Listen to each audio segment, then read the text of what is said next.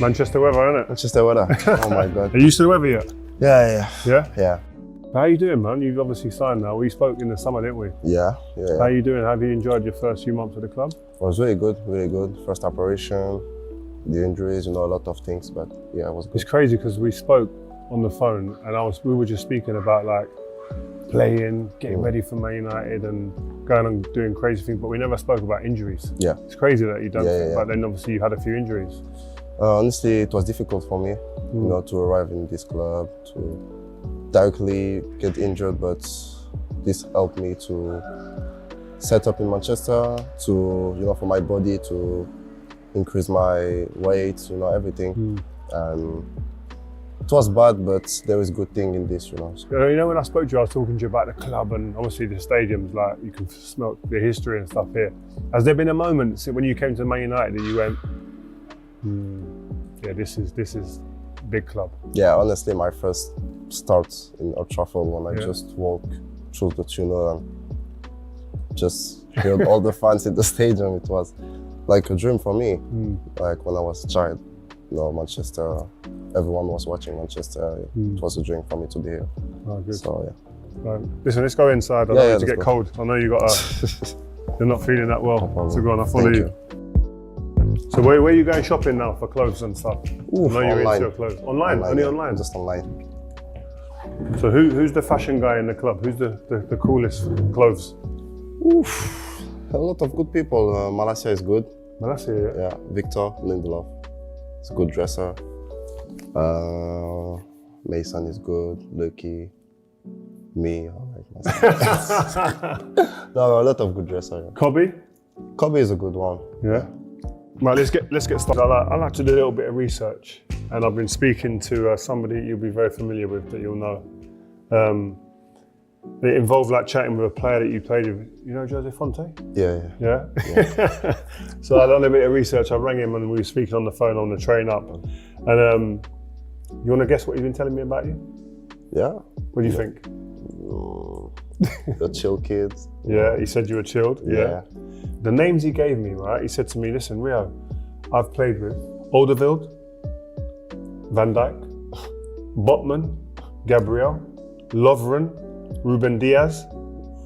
I was like, whoa, he's played some, and Leny Yoro. Yeah. Big names.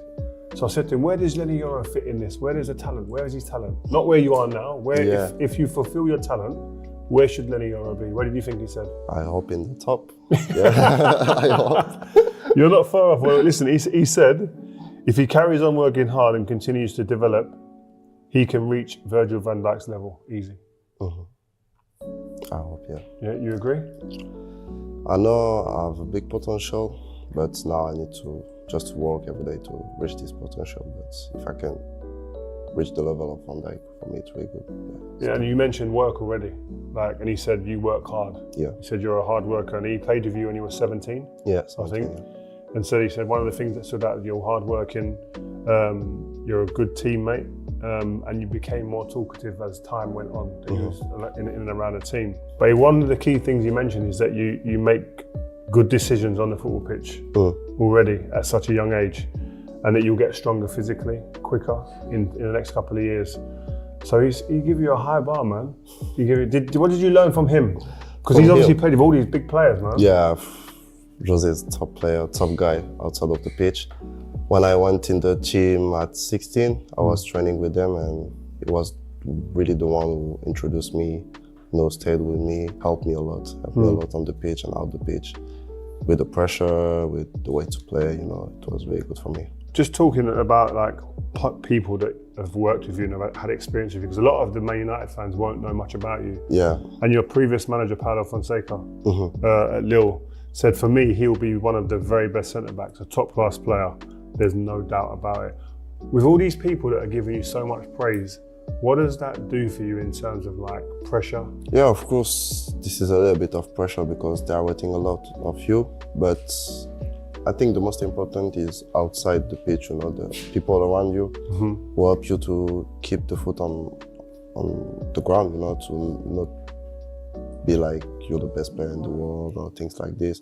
My family is here to help me, my friends, and with this I keep a normal life, you know, like normal kid, and I just want to play football to be the best version of myself. Talking about friends and family and stuff, when you was injured, you got a big injury when you was here at the beginning, which is nothing that you don't even think about that when you sign for a new club. So it's a lot to take on, especially when you're young. Who were the key people that helped you through that period? First was of course, my family. They cannot come here, but I was talking a lot with them on the phone. And my girlfriend is here, so this helped me a lot. You know, to don't be alone at home is important for me. And people at the club, through the medical stuff, there was a lot behind me. The teammates, speaking a lot with them. Even the coaches, you know, everyone was really behind me to help me. What teammates? Which ones are like key ones? Everyone, I was saying hi to someone who was asking me how is the injury, how it's going. Yeah, it's important. I was staying a lot with, for example, with Kobe, you know, during the training, the meal, you know, was always together to talk. So this is important for me. Just to go back to like when you was even young, you're a kid now. It's mad that I'm saying that, but to go when you was a baby almost. But 16 years old, you make your debut in the French League. Like, just explain what that's like. Just out of school, going into a men's dressing room, playing men's football in front of big crowds in front. What's that like for a young kid? Like, because we're seeing more kids do it. Leny Yoro. Yeah. Of course, to switch with the school, the football, it was difficult, but you cannot complain, you know. Yeah. For a guy of 16 years old, this is the dream, you know, to play with professional guy, go to school on the next day, go to training. So for me, it was a good experience. It was really good. 17 years old. Yeah. You come out of school, you're now in a change room, doing your boots up, go out on the pitch. Mbappe. What are you thinking? How do you deal with this? Yeah, this game against Mbappe, of course, Mbappe is top player, you know, and to play against him was something, you know, like during the week I watch all his clips. Yeah. You know, all the way he's moving, all the runs. But against big players like this, you can watch all the clips you want. Maybe sometime in the game you will do something you don't watch, something different. So you need to be ready for everything, anticipate everything. You've done well against him as well, by the way. Yeah, I've done well, I think. And this game helped me a lot in my confidence and everything. How, when you're analysing, say, like a world star like that, where, you know, everyone's watching, the pressure's on, what in his game are you looking at and going, did you see in those clips and went, I have to be ready for this? Yeah, everyone knows Mbappe is one of the quickest guys in football, so you cannot be too tight with this guy, so you need to anticipate a little bit the movement. And I think this is the most important thing for me, he's really fast, so you need to be ready. So when you move and make a big transfer like you did in the summer to Manchester United, like when do you hear about it from like your agent and your club, etc.? Yeah.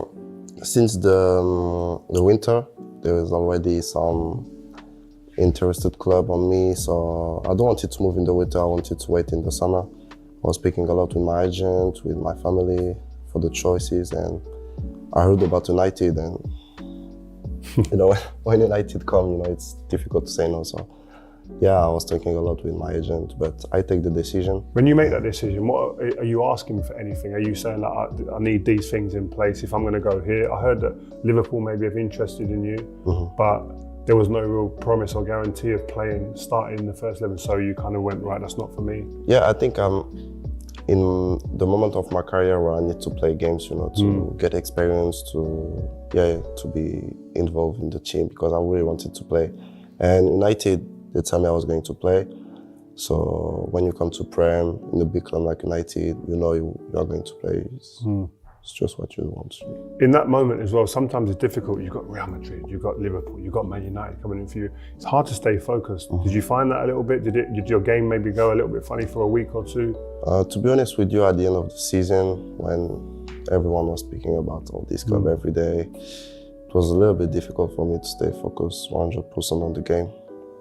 But at least I found United, so it's good. It's crazy because when I left, I think I was 23 years old, and I came to United, big transfer fee, and like I felt pressure, man. Like when I went anywhere, I thought everybody was talking about the price tag and expectations, but my safe place was training ground. Yeah. on the pitch? You similar? Yeah, similar. Is it? Yeah, because of course I come from United for a big price. So yeah, the pressure is here. People speak a lot. And today, the social media, they are really in our life, you know. Every day you go to social media, you can see your name for good news or sometimes for bad news. But yeah, when I go to training ground with the teammates, you know, I just forget everything. Just go on the pitch and try and take pleasure. Talking of social media, how does that impact you, like confidence-wise? Like, can that change your confidence on seeing social media? For me, not really, because I don't search my name on Twitter or Instagram, so I don't see even my name on the social media. I try to not see him, even if it's good. If I see something like good, of course, maybe my confidence will increase a little bit, but if I see something bad, it's just like this, you know, I cannot change nothing, so don't change a lot of my confidence. What's one of your key attributes when you're thinking about your game? When you look at yourself, what's the key attributes that stand out for you and go, these are my superpowers? I would say the intelligence, you know, to understand the game, you know, how they play, how they press, how they move, you know, to all these things, you know, with the clip outside of the pitch, you know, to learn the game. Education. Yeah. That's an important thing, isn't it? Like, because I was thinking about on the way up what I used to do. So when I was playing against strikers every week, on the Thursday or Friday before the game, I said to the analyst, fill the iPad up with the strikers who I'm playing against, and I want to see their best clips and the moments, goals and assists, etc. Yeah, Is that what you're doing? Yeah, of course it's important. We have a group on WhatsApp, with all the defenders. They send the clip of the strikers, how they move, how they run. So it's on a WhatsApp group now? That's sick, isn't it? Oh my God. Yeah, that's sick, that's really good. And outside I have one person who's doing really a lot of clip on the striker for me to know. Your personal guy? Yeah, personal guy. So you invest in someone else to come and give you personal clips? I had already someone in Lille, so I keep working with him. So when you got those strikers on the clips, like, what are you looking for? Especially the way to run, you know, when, for example, the defender have the ball, you know, for the long pass, for on the cross, if he goes first post, second post, in the back, you know, everything is really important. Being like a ball-playing defender, and so everyone says he's comfortable on the ball, was that one of the reasons like why you stood out and was brought into the first team quicker, you think? Yeah, I think because a lot of people were saying me like, when I was playing, I play like a 30 years old guy, you know, in the way to play with the ball, without the ball. So yeah, I think this helped me a lot to go quickly in the first team. Has that always been a part of your game, even when you was young, always trying to be good with the ball coming out? Did you always play defender or you played? No, yeah, that's why I was playing striker when I was really young. Is it? Yeah, like a winger. I was like quick. Who? Who would you say now, like Mbappe? Maybe not as quick as Mbappe, but people was calling me Nani. Who? Yeah, Nani. Nani? Yeah. Because I had the Nani same, will love that. I had the same hair, and I was fast. I was on the winger, you know. Yeah. And when I grew up, I was really tall, so they started to push me back. When did you move back? What age? Under 14, started to move like midfielder, and under 17, like as a defender. So look, fast forward to now. You signed for Manchester United, and you've grown up playing in a 2. Centre backs, and then now you're playing in a 3. Talk about what are the differences that you've encountered so far with that. When you play with 3 with the ball, I think you have more freedom, you know, especially when you play on the 2 on the side. You can drive the ball because there is two guys behind you, so it's more easy. Because when you play with 3, if you drive the ball, there is only 1 guy behind you. It's just difficult, but I think with 2 you're more freedom, and without the ball you're more available to push, you know, to go to take the man. So yeah. Is the widest, because I've seen you play both sides now. Yeah. Is that where you're probably best on one of the wide sides? Of course, like right foot is more easier for me sometimes in the right, but I really like to play in the left. Do you? Because when I go inside, I can put, you know, long ball to the striker or in the middle. So I like both sides. Oh, so you like playing the left? Yeah. See, I didn't like playing on the left that much. Yeah? No, I didn't like it. I didn't like it. Yeah, it's no problem for me. Because when the striker makes me go on the left too much, it that's the used most to kill me. difficult. I used to have to do a bit of skill to get out.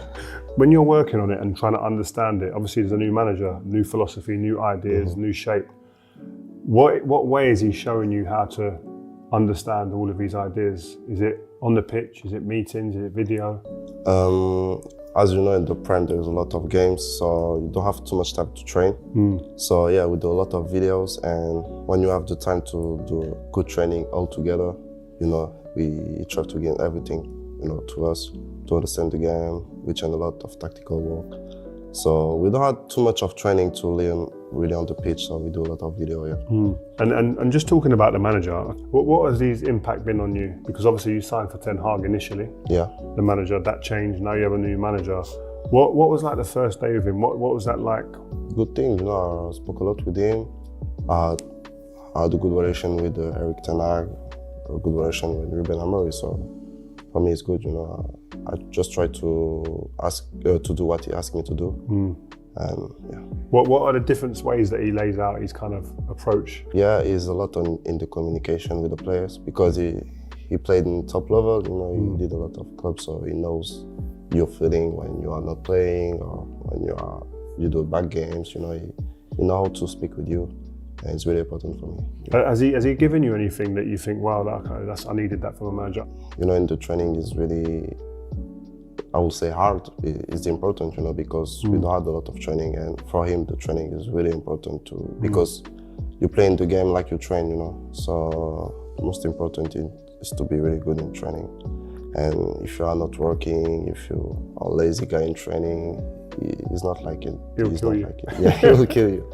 But it's normal because, yeah, you play like you train, so it's no, good. And that's good for your mindset as a team, and that's the culture you're trying to build within everybody's 100% every involved day. every day, yeah. No, good. Just I want to go back to your manager, and just go back to the first kind of conversations, because I'm really interested, because I think he's a great communicator. Yeah. Like, but how is it when you first meet him and you're talking, and is he talking about just you as a person, or is it straight to tactics, or what kind of? No, it's not straight. Like football is speaking a lot of your life, you know, how you're setting, you know, how is everything in your life. After, of course, you need to speak a little bit about tactical and football, but he's really interested about outside the pitch, you know. Has he put anything in place to like raise the standards on a day-to-day basis for the culture at the club? Standards of training, punctuality type stuff? Yeah, of course. In this is really tight on this, because to win games, to win trophies, you need to, outside the pitch, you need to be really punctual. How do you look at yourself? Do you look at yourself as potentially being a leader? Yeah. Yeah? Yeah, of course. Because communication, obviously, but performance as well. Because to be a leader, this is on the pitch, but even outside, you need to be involved in the dressing room and everything like this, you know. But I'm still young, I still arrived just in the club, so I try to be a little bit speaking, you know, but it's difficult for the moment. Talking about leadership, Bruno, his stats are crazy. Like, since he's been in the league in terms of chances created and goals scored, etc. I think as a midfielder, he's no one's with him. He's on his own. But I think I see a lot of people try and criticise him as a leader. What's he like? Bruno is a guy who's speaking a lot with everyone, and this is the most important. Before the games, he's doing his speech, you know, like as a captain, and he's really a technical leader, you know, and you need this in the team. Yeah. You've had some great moments so far. In your short time here, the penalty against Arsenal. Yeah. Like, what was that? Did you put yourself forward, or would the manager just pick you, or what was that? Just the day before the games, we take 2 penalties each players. I put the 2 on, so I was confident, you know, for the top penalty. corner or just safe? Just safe in the, in the ground. And I put the 2 on the same side, you know, even the same on the game, just in the left. And before to take the penalties, the assistant coach asked me if I wanted to be the third one. I said, yeah, why not? No nerves at all? No, not too much, because for me the penalty is just a question of choose the good side, and if you miss it, you know, it's like this. But bro, you're chilled, isn't it? You're really chilled. Yeah, for me, of course I have pressure, but I have to manage good the pressure. Another good moment, so you came on in the game really late against Liverpool, a 1v1 tackle. Yeah. All my WhatsApp groups were going crazy. Whoa, you see this tackles from Yoro, whoa. I can't wait for him to start the game. What's that feel? Is the reaction with a fan? Sometimes tackles like that are a goal, it's like a goal that's gone in. Yeah. Was that similar to France, or was that a bit unique to England? That? Honestly, in England it's crazy, yeah. When you are doing something like this, it's like a goal, yeah? Yeah. But as a defender, the feeling of this is crazy. Because the pressure then is like, it could be a penalty if you get it wrong, so for you to go in and be that like committed and... Yeah, it was the last minute, I just come in, first counter-attack, just run. I just give everything I had, and I arrived really quick, so I was a little bit scared to touch his foot first, but it was good. One thing I would say, because I grew up playing free at the back. Yeah. And I was like you, I was quite quick when I was young, so going out wide, in a free, you have to do it a lot if you're the wide one. And obviously if you play as a 2, you can stay inside the pitch more. What would you prefer? Do you prefer to be in a 2 where you're more central, or you don't mind going out wide? Honestly, I don't have really a preference, but to play with 2 is good because, like I said, you have more freedom, you know. Maybe you have less person in the front, but in the back, you know, you are 5 in the back. So it's more easier for you to move, to go up, it's more to slide. You've been here a little while now. You've seen and played against a few players. Right now, who have been the players that have impressed you most?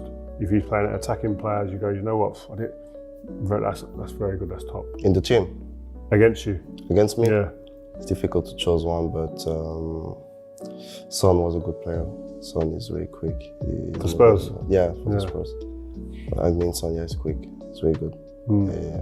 It's difficult, isn't it? Because I always say that when people say to me, what was the difficult things about playing in the Premier League? It was like every week something different. Yeah. Top player, you might not know his name. You might know he might be a big star. They're all going to be big problems. Yeah, that's true. If you don't approach it correct. Yeah. You need to approach every game like this is the best team in the league. You know, you cannot be however lazy in the game or say like they are the last. So maybe it will be more easier. No. Every game are tough. Every game, every player are good. So you need to be involved. You're obviously the youngest in the back line, especially. Which players have helped you through communication or just generally just being there? Yeah. Every player in the back line, we spoke a lot. When I play with Ari, we spoke a lot with Mata, Licha, you know, even Johnny and Vic, I play with them too. Spoke a lot on the pitch, and most important during the week, you know, in the training.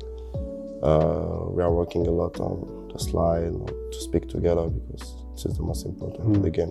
What is there anything you've taken from any of those players? Is there anything you've looked at and gone, oh, I like that? Yeah, of course. They are really experienced guys, so sometimes with the ball, maybe there's something I was going to do, but they do another thing, so I'm like, okay, maybe sometimes it's better to give to the keeper and to wait a little bit, make a goal, yeah, of course. But even outside the pitch, they are experienced guys, so in terms of recovery or in the gym, what they do every day, it's just important to have a look at this. I look at things from your position because I'm obviously a defender, so I look and think like Ugarte in front of you. Yeah. The amount of tackles this guy makes and the amount of ground he covers, I think I would enjoy playing behind this guy. He does a lot of work. Yeah, this guy is recovering every ball in front of you, so of course that's really good to play with guys like this. In the way that we play today now at Man United, a lot of it's going to be 1v1s, especially for the wide defenders. How do you approach them situations? Is it about doing a lot of video, so you're ready, you know, or is it just like what you see the situation? Yeah, sometimes when you watch video, you know if the guy is going more outside or inside, you know, or in his left foot. But in the 1v1s, this is more about the moment, you know. Sometimes you don't know what he's going to do, but I know me, I think I need to improve in this, you know. I need to work a lot of this because it happens a lot in the game, and sometimes this is the most important situation because this is a goal after. So yeah, it's a massive skill. We used to do 1v1s like when I was young at West Ham once a week. Yeah, always in big areas. Defend it. Did you grow up doing that? Yeah. I was doing this every week. Oh, is it? Yeah. And in Manchester, we are doing this story, but we don't have too much training. So it's difficult sometimes. How do you approach them situations? Like, is it your body shape on the way? Because I used to think if I get into a 1v1 situation in a game, all the time it's happening, there must be something wrong in the team somewhere. Yeah. Shouldn't be happening so much. So then I would think about positioning people to stop it happening. Are you thinking like this, or is it just, listen, a 1v1 comes, got to deal with it, let's go? Yeah, sometimes when you have 1v1s, it's because something was going wrong in the pressing or something like this. But when I'm in 1v1, I try to think just about where he's going to go. If the guy is quick, he will just pass the ball and run. Or if he's more technical, he's just waiting for you to put the foot and go. So yeah, this is a difficult moment because you have to think a lot. Yeah, definitely. And I had moments where 1v1, sometimes people will beat me before. I watched a game against Southampton a couple of times. To strike you as 1v1, and it doesn't go your way sometimes. How do you react, like in game, but also after the game? Yeah, of course. This game was a little bit difficult because I lost a lot of 1v1, sorry. And for the confidence, is not the best thing, because. But it's life, though, isn't it? Yeah, it's life, of course. Of a defender, cannot change the past, but this is a type of game will help you to grow up, for experience, because you can do good tackles, take penalties, make good things, but you need bad things to improve your games and get experience. So I think this game helped me a lot, Well, after a game like that, are you going with the analyst coach and looking at it, or is the manager speaking to you about it? Yeah, of course. I've watched the 1v1s like maybe 10 times. Is it? Yeah, because I just wanted to know like why I did wrong, But I think this game helped me a lot to improve this. Yeah. I hated watching them videos. When you didn't do something right and you I know you walk into the room like this, like that, you're thinking, what's coming? Yeah, but nah, I like to watch the video, but just me alone, If I was this in team meeting, team meeting, no, I don't like it. Because in the team meeting, everyone's going, and you hear noises. Sometimes you go, is that still happen now? Yeah. No. It's crazy. Because I remember, who used to make a lot of noises? Anderson and Patrice Evra. Yeah. If somebody got hurt in the video room and everyone, it's quiet. Yeah, you can hear this, but in team meeting, it's the worst life. thing. It's life. What are the defenders that you look at in the game to then you go, top? Like if you have to give me 3 defenders, you go, they're the guys that are at the top at the moment. I'm aiming, I've got to get there. Yeah, I think at the moment for me, Saliba is top defender because with the ball it's really good, without the ball it's good. Van Dijk is top defender, and I would say Gabriel. They're all in the Premier League. Yeah, because for me, they are the top 3 defenders in the Premier League. Your game is similar to all of those guys, no? In the way you play, good with the ball. Yeah, maybe not all of them, but with the ball, they're really calm. They try to find the good way. So. And in your game, you look at because you look like somebody who analyses themselves and really looks at different parts of his game. If you're looking at your game now and going, I have this, like you say, speed, you have intelligence. What are you looking to add to your game in the coming months to keep on improving? Yeah, maybe I know with the time it's coming, but to take more risk, with the ball, to more long pass or to just between the lines, things like this. But after to be more tight in the duel, because Premier League is a tight league, in the duel, so you need to be ready. But I know this will come with the time, so I'm not afraid about this, And people forget, like you're 19 now. Yeah, just 19. Just turned 19. Yeah. I was like at West Ham at that time. Like to be at the top clubs, you don't really see like young centre backs at your age. So like you're ahead of the game in that sense, playing at a club like this. I was with Anthony Elanga the other day, in Nottingham Forest, the winger. Another quick player, Jesus, right? And I went to his house before the game. I mean, we drove together, but he showed me a room in his house where he has so much like technology. Yeah. He has like a pod for oxygen to recover. He has a red light therapy, and among other things that he does, so he has like a 2-3 hour routine every day after training. Is that anything that you're kind of invested in yourself with stuff like that as well? Yeah, I invest a lot in my body. You know, I have a physio who's coming every week, 2 times a week. For me, I'm doing a gym in my garden, so I have everything to work. You know, for the recovery, I try to buy the best things, you know, for the body, because I think, yeah, this is the most important to put, I would say, the money, you know, in your body. Yeah, definitely. Invest in yourself. Yeah, investing. That's the word. Investing in yourself. So it's important for me. No, good. I've got one more thing. I'm going to name some centre backs. Okay. And is this what it's like? You need to blink when you hear a centre back better than me. Okay. Yeah. All right. Jamie Carragher, Gabriel, Ruben Diaz, Johnny Evans, Vincent Kompany, Saliba, Ramos. Sorry. Shit. Sorry, Ramos is... I have to take that. Ramos won so much, man. No. I'll leave the other names out. That's good. I've done all right to get there. I was happy to get there. Well, listen, Leny, thank you so much for your time, man. And listen, keep working hard. From what I hear from everybody, you're kind of working behind the scenes to become the best version of yourself. So keep it up. And anytime you need to chat, I'm here, bro. All right, no worries. Yeah? Thank you very much. Top man. Thank you, guys.